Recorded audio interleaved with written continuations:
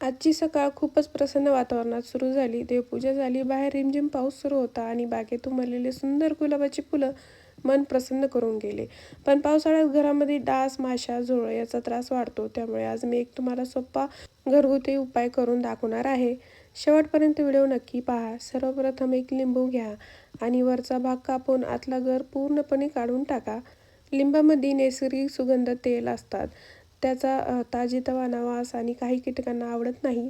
आता त्या लिंबामध्ये 1 चमचा मोहरीचं तेल टाकायचं आहे आणि त्यानंतर आपल्याला इथे 2 लवंगा टाकून घ्यायच्या आहेत त्यामध्ये.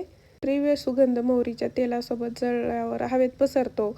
अनेक लोकांच्या अनुभवानुसार या वासामुळे डास, माशा आणि काही कीटक घरापासून दूर राहण्यास मदत होऊ शकते. यानंतर आपल्याला ओवा टाकून घ्यायचा आहे आणि त्यानंतर फुलवात तेलामध्ये भिजवून लिंबामध्ये ठेवायची आहे आणि ती थोड्या वेळाने पेटून घ्यायची आहे. ही वात काही वेळ जळू द्यायची आहे. तुम्ही हा सोपा घरगुती उपाय करून पहा. तुमचा अनुभव कमेंटमध्ये नक्की सांगा. अशा अनेक उपयोगी व्हिडिओ पाहण्यासाठी चॅनलला सबस्क्राईब करा आणि व्हिडिओला लाईक करायला मात्र विसरू नका. चला भेटू पुढच्या व्हिडिओमध्ये.